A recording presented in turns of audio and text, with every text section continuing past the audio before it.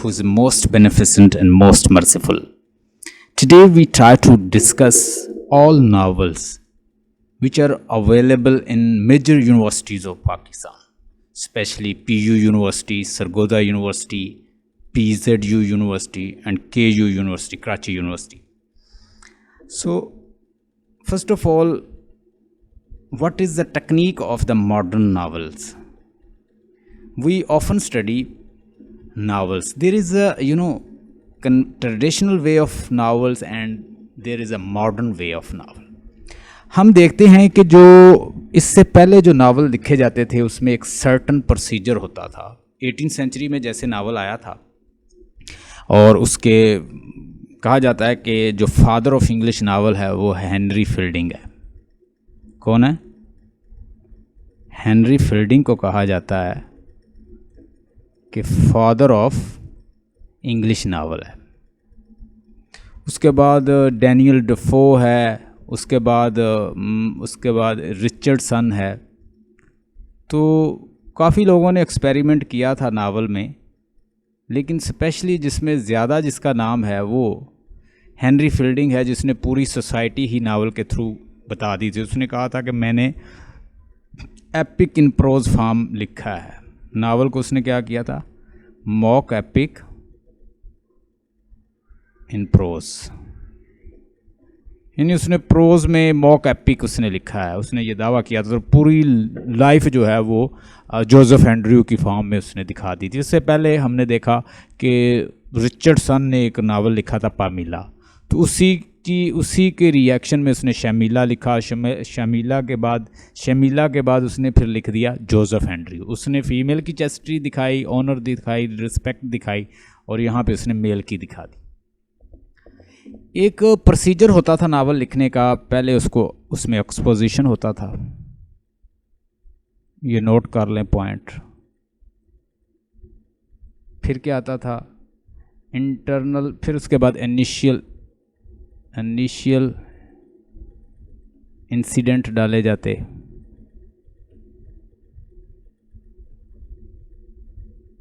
उसके बाद उसमें राइजिंग एक्शन, यानी ये उसका फॉर्मेट होता था जिसमें वो लिखते थे, एक क्लासिकल नावल जो था. उसके बाद क्लाइमेक्स, या इसे कहते हैं टर्निंग पॉइंट.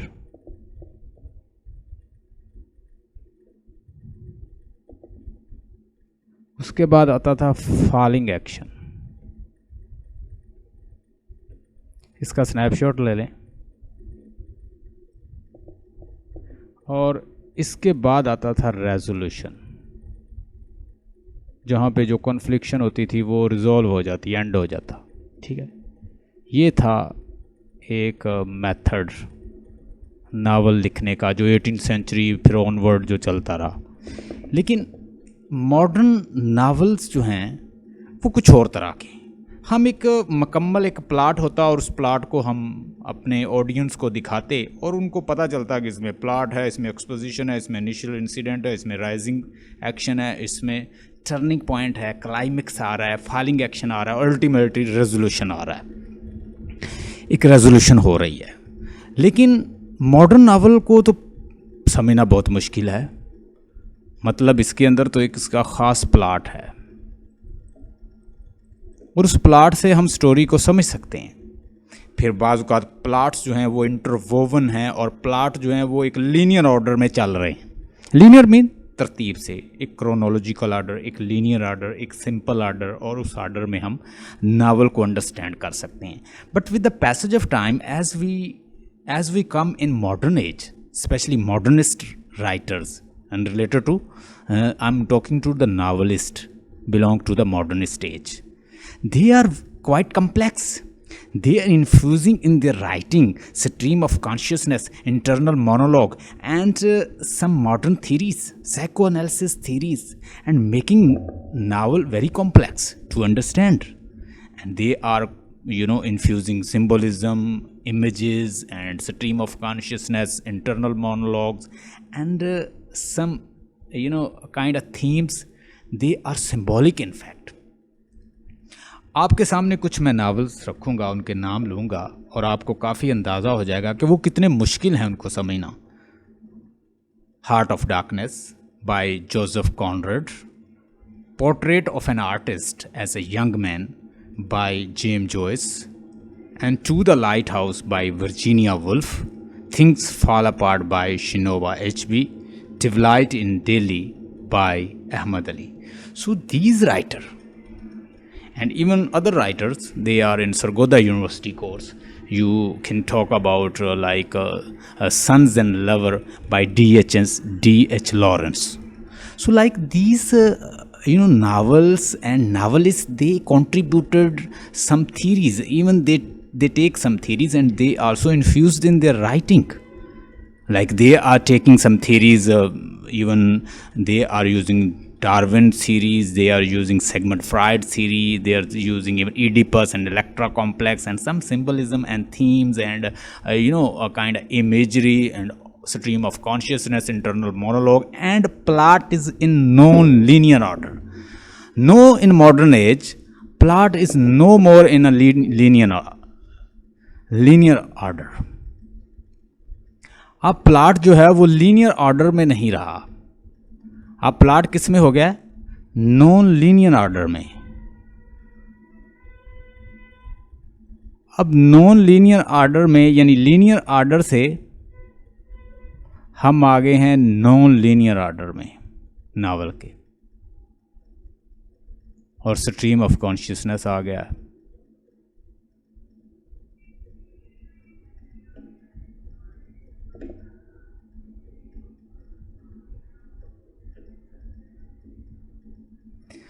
इंटरनल मोनोलॉग आ गया,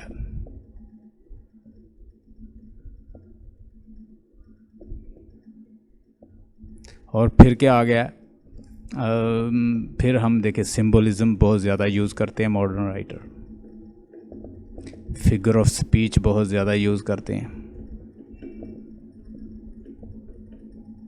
और क्या यूज़ करते हैं? वो इमेजरी यूज़ करते हैं, थीम जो हैं वो भी सिंबॉलिक बना देते हैं। तो उनको समझना थोड़ा सा मुश्किल ये सारी चीज़ें ओवरऑल क्या कर देती हैं? मुश्किल बना देती हैं। और फिर एक और चीज़, इससे पहले जो नावल लिखे जा रहे थे वो किसको फॉलो करते थे? वो फॉलो कर रहे थे ऑब्जेक्टिविटी को, ऑब्जेक्टिव अप्रोच को। अब जो अप्रोच है वो क्या हो गई है? सब्जेक्टिव। अब अप्रोच क्या हो गई है? सब्जेक्टिव। जैसे इंडिविजुअल सोचता है, जैसी थॉट वो वैसा लिख देता है। Dear student, friend, follower, you are listening to the voice of sir Rana. Our contact number is 0305631964. We are going to discuss Heart of Darkness. We are going to discuss Portrait of an Artist as a Young Man by James Joyce. We are going to discuss To the Lighthouse by Virginia Woolf. We are going to discuss Things Fall Apart by Chinua Achebe. And finally, we'll discuss Twilight in Delhi.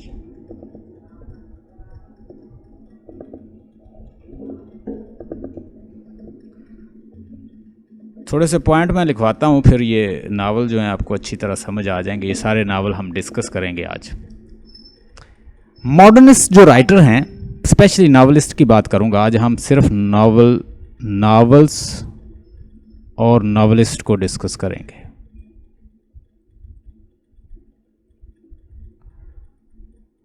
पहली बात तो यह है, वो बात करते हैं realism की।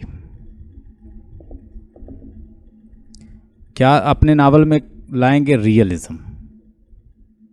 इंडिविजुअलिज्म के थ्रू लिखेंगे, और इंडिविजुअल जो है जैसा पॉइंट ऑफ व्यू देता जाएगा वो वैसा लिखता जाएगा, और कॉम्प्लेक्स होती जाएगी बात। इंडिविजुअल थॉट है ना, एक इंडिविजुअलिज्म की एज थी। मतलब अब सोसाइटी के बजाय लोग जो हैं वो इंडिविजुअलिज्म को इम्पोर्टेंस दे रहे थे। पहले सोसाइटी में लोग रहते थे, लेकिन अब क्या? एलिनिएशन, इंडिविजुअलिज्म, क्योटिक और डिस्टर्बेंस और वार्स, ये वार की एज है। तो ये है एज 2 वार की भी एज है, इसमें 2 वार भी हुई हैं। मैंने आपको 2 बार जो हैं वो बताई थी और उनकी एजेस भी बताई थी। आप में से कोई मुझे बताएगा पहली बार कब हुई है? 14 to 1918। 1918, very good. दूसरी एज 1939 में स्टार्ट हुई थी, 39 हिटलर ने to स्टार्ट 1945। 1945। अब ये एजेस जो है लोगों को क्या बना रही हैं? क्रम्बलिंग कंडीशन की तरफ ले जा रही, कन्फ्यूजन और क्योस की तरफ लेकर जा रही हैं, डिस्टर्बेंस की तरफ ले, नाइलिज्म की तरफ लेके जा रही हैं, एग्जिस्टेंशियलिज्म की तरफ लेकर जा रही हैं। लोग अग्नोस्टिक और लोगों का बिलीव जो है गॉड के ऊपर, चर्च के ऊपर बहुत कम हो रहा है और चर्च जो है वो क्रम्बलिंग कंडीशन में है। इसी एज में ही है ना वो फिलिप लार्कन, वो क्या कहता है कि हम इन चर्च गोइंग के अंदर वो क्या कहता है कि हम इन चर्च का करेंगे क्या? जब लोग जो हैं चर्च में बिल्कुल आना बंद हो जाएंगे तो इन चर्च का हम कोई इसका बकरियों का कोई बाड़ा बनाएंगे या कोई इसे बॉक्स बना देंगे या इसको हम क्या इसे नुमाइश के लिए, एग्जीबिशन के लिए रखेंगे, क्या बनाएंगे इस चीज़ का, इस चर्च का? He is thinking about contemplating and using epiphany in a way to give his idea related to church. हमने वो पढ़ा था। इसके बाद साइको एनालिसिस। अब साइको एनालिसिस क्यों आया इस नावल के अंदर, कोई बताएगा? इंडिविजुअलिटी की वजह से साइको एनालिसिस इसलिए आया है, सेगमेंट फ्राइड जो है उसने अपनी थ्योरी दे दी थी। सेगमेंट फ्राइड आ चुका है और उसने अपनी थ्योरी दे दी है, थ्योरी आ चुकी है और वो थ्योरी जो है लोग अप्लाई कर रहे हैं अब नावलिस्ट अपने नावल के ऊपर। और उसने 2 कॉम्प्लेक्स भी दरियाफ्त कर दिए थे, इडिपस और इलेक्ट्रा, ये 2 कॉम्प्लेक्स भी। और साइको एनालिसिस की उसने थ्योरी दे दी थी। उसने कहा कि इंसान वो नहीं होता जो आपको एपरेंट नज़र आता है वाजे, इंसान तो डीप इनसाइड है, उसके अंदर, उसके करैक्टर के अंदर कोई और चीज़ होती है। तो लोगों ने क्या किया, फिर उसका एनालिसिस शुरू कर दिया करैक्टर का, कि करैक्टर माइंड के अंदर क्या सोचता है भाई, तन्हाई में क्या सोचता है, उसका इंटरनल मोनोलॉग क्या है, उसकी सोलोलॉजी के अंदर वो क्या है। इससे पहले जॉर्ज इलियट ने वर्क किया था इसके अंदर, हमने देखा मैरी एन ईवन ने। जॉर्ज इलियट विक्टोरियन राइटर थी, नाम है जॉर्ज इलियट, और हेनरी ल्यूइस की वो गर्लफ्रेंड थी, उसके साथ रहती थी, वो फिलासफर था, उसने बहुत कुछ उसको टीच किया। और उसने अपनी राइटिंग के अंदर George Eliot mill on the floss के अंदर ये कंसेप्ट दिया है साइको एनालिसिस का, लेकिन इतना ज़्यादा नहीं था। लेकिन सेगमेंट फ्राइड के बाद जब इसको अप्लाई किया गया तो बड़ा सिस्टमेटिक तरीके से फिर इस थ्योरी को अप्लाई किया गया। अभी भी आजकल कोई एनालिसिस करना हो आपने एमफिल में या पीएचडी में, तो उसमें ये इसकी सेगमेंट फ्राइड की थ्योरी जो है वो यूज़ करते हैं, आपको वो यूज़ करनी पड़ती है। उसके बाद सब्जेक्टिविटी और इंडिविजुअलाइजेशन जो है इसकी ट्रेट है ऑफ द राइटर। अब क्या यूज़ कर रहे हैं, ये चीज़ें बड़ी समझने वाली हैं, इसको ज़रा गौर से देख लें, फिर आपको कोई भी मैं नावल आपके साथ डिस्कस करूँगा आपको समझ आ जाएगा। सब्जेक्टिविटी और साथ क्या कर रहे हैं, इंडिविजुअलिज्म। इंडिविजुअलिज्म के एक माइंड के अंदर क्या है, इंडिविजुअल थॉट क्या है, इंडिविजुअलाइजेशन आ गई है। पहले लोग क्या कम्युनिटी को प्रेफर करते, कम्युनिटी को डिस्कस करते, अब इंडिविजुअल बंदे को डिस्कस करना है तो इंडिविजुअल बंदे का जो इंटरनल मोनोलॉग है, उसके माइंड में थॉट क्या है, और फिर पॉइंट ऑफ व्यू जो है वहाँ पे थर्ड पर्सन नरेटर होता या एक ही बंदा नरेट कर देता स्टोरी को, मल्टीपल नरेटर नहीं होते थे। लेकिन अब जो है चूँकि मॉडर्न एज है, तो मॉडर्न एज किसकी डिमांड करती है, वो डिमांड करती है डेमोक्रेसी की। तो वो डेमोक्रेसी के जो ट्रेट हैं, जो फीचर हैं, वो नावल के अंदर भी इन्फ्यूज़ करने लगे। एक और इसकी कैरेक्टरिस्टिक लिख लें मॉडर्न एज की, डेमोक्रेटिक वैल्यू इवन के राइटिंग में भी लोग लाने लगे। डेमोक्रेटिक वैल्यू कब बनेगी, कि जब आप सबको मौका देंगे, भाई एक ही बंदा नहीं है जिसके अंदर जान है, दूसरे भी जान, फीलिंग्स, पैशन रखते हैं, तो सबको मौका मिले कि वो अपना अपना पॉइंट ऑफ व्यू दे। अब नरेटर जो हैं वो मल्टीपल बन गए हैं। आपको मिसाल देता हूँ, हमारे पास एक नावल है to the light house by Virginia Woolf. Stream of consciousness internal monologue का यूज़ करती है, नॉस्टैल्जिया का यूज़ करती है, साइको एनालिसिस देती है और साथ साथ बताती है कि इसमें हमें ऐसे लगता है कि कभी वो जो मिस्टर रेम्से है वो उसका प्रोटैगनिस्ट है, मिसेस रिम्से प्रोटैगनिस्ट है, जेम प्रोटैगनिस्ट है उसका बेटा, या हमें कभी लिली लगती है, कभी वो टेंसले लगता है, कभी मिस्टर बैंक लगता है, मिंटा डोले सबके पॉइंट ऑफ व्यू आ रहे हैं। तो आपको ये रिकग्नाइज करना मुश्किल हो जाएगा कि इसका मेन प्रोटैगनिस्ट कौन है भाई। सबको वैल्यू मिल रही है और each and every character is given specific value and they are giving their dialogues. वो अपने डायलॉग दे रहे हैं, उनको टाइम दिया जा रहा है और वो बात कर रहे हैं। So they are not like Jane Austen को अगर हम पढ़ें तो जेन ऑस्टन में हमें लगता है कि जो मेल की वैल्यूज़ जो हैं वो भी फीमेल के मुंह से पता चलता है। It is a truth universally acknowledge, a man with the possession of a good Fortune must be need of a good wife, good and beautiful wife. कौन कह रही है? फीमेल कह रही है।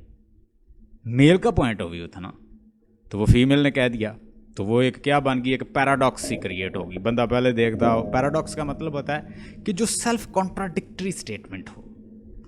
मेल कभी फीमेल को तलाश नहीं करते, उस नावल के अंदर तो नहीं कर रहे, लेकिन फीमेल ही मेल को तलाश कर रही हैं। Self contradictory statement, paradox, paradoxical statement.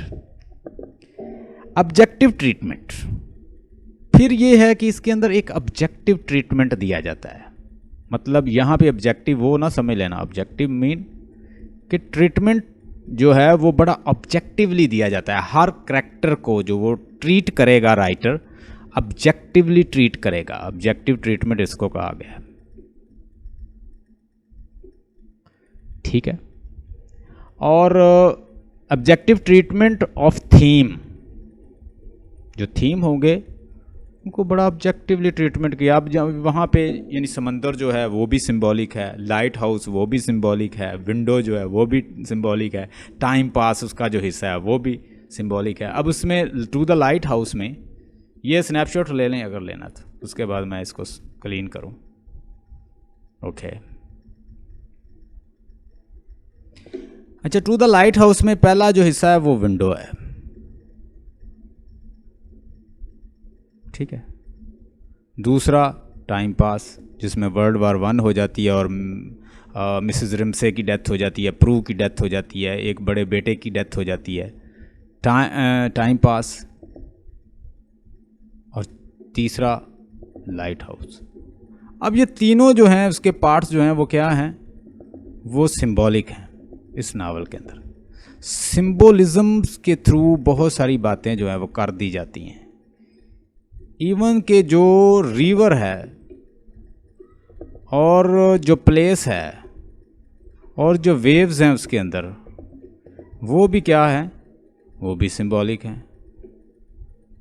तो बहुत सारी बातें आपको सिंबल में कर दी जाएंगी, आपने अब समझना है, उसको अंडरस्टैंड करना है अपने नॉलेज के जरिए कि वो क्या बात कर रहा है।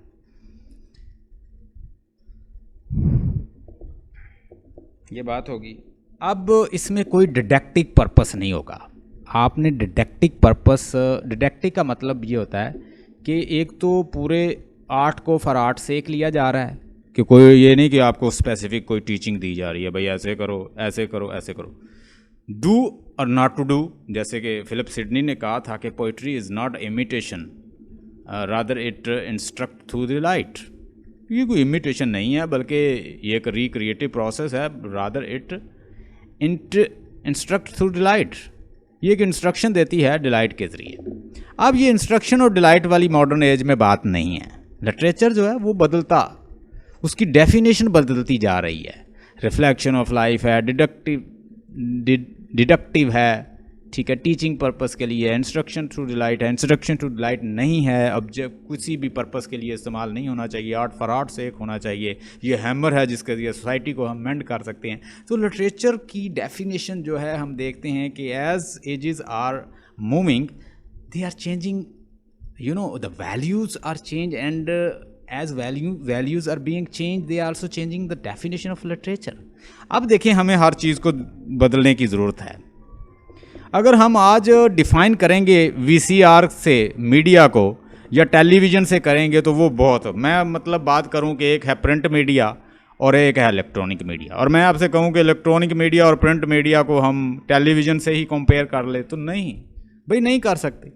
मोबाइल जो है, उस वक्त मोबाइल में स्क्रीन नहीं लगी थी जब टेलीविज़न हुआ करते थे। लेकिन अब मोबाइल के अंदर भी तो स्क्रीन आ गई है, वो भी तो एक मीडिया बन गया है ना, खबरें तो आप उधर से भी सुन लेते हैं। तो no, electronic media is very vast, even you can't compare with the print media. Print media उसके सामने कुछ भी नहीं है। तो आजकल हमें बहुत सारी डेफिनेशन जो है वो बदलनी पड़ेगी। जैसे रेमंड विलियम ने कहा था कि ट्रेजेडी की डेफिनेशन बदलनी पड़ेगी। वे कोई एंशिएंट ग्रीक का दौर थोड़ा है। एंशिएंट ग्रीक में तो ये फेट है, बस जो लिख दिया फेट में वही होना है। But now people are trying to change their fate, they are fighting with their fate as well. और जब ट्रेजेडी होती है लोग उसका सोल्यूशन तलाश करते हैं, कोई नई चेंज लाने की कोशिश करते हैं, उससे कोई बेहतर बनाने की कोशिश करते हैं उसको। Objective treatment of the theme rather than didactic. अब डिडक्टिक नहीं रहा लिटरेचर, या जो नावल का जो मकसद है डिडक्टिव नहीं है, एक्सपेरिमेंटल है।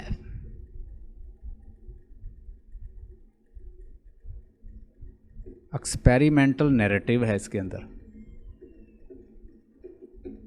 मल्टीपल नैरेटिव इसके अंदर। 2 वर्ल्ड वार जो हैं वो भी इसके अंदर आ चुकी हैं।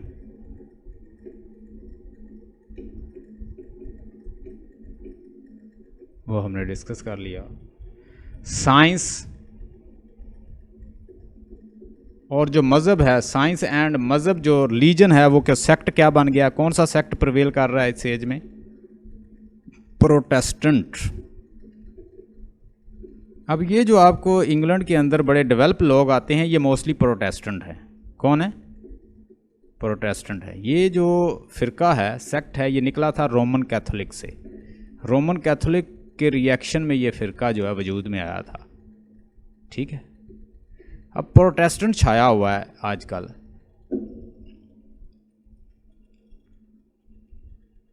आगे देखें, एक और पॉइंट है।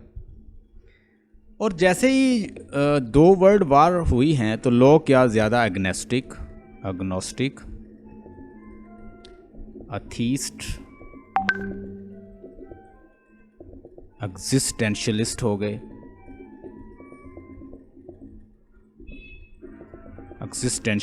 गए। इसका मैंने मतलब बताया था एग्जिस्टेंशियलिस्ट क्या होता है, नहीं तो आपको लिंक मैं ज़रूर दूंगा, उसको आपने सुनना है मेरी वीडियो को। साइंस की वैल्यूज़ जो हैं, साइंस के जो लॉज हैं या उनकी जो वैल्यूज़ हैं उनके ऊपर ज़्यादा तवज्जो दी जा रही है। और उसके बाद लॉस ऑफ फेथ भी इसी एज का हिस्सा है। लॉस ऑफ फेथ भी इसी एज का हिस्सा है। थ्योरी ऑफ एवोल्यूशन किसने ली थी? ये भी मॉडर्न एज में आई। Theory of evolution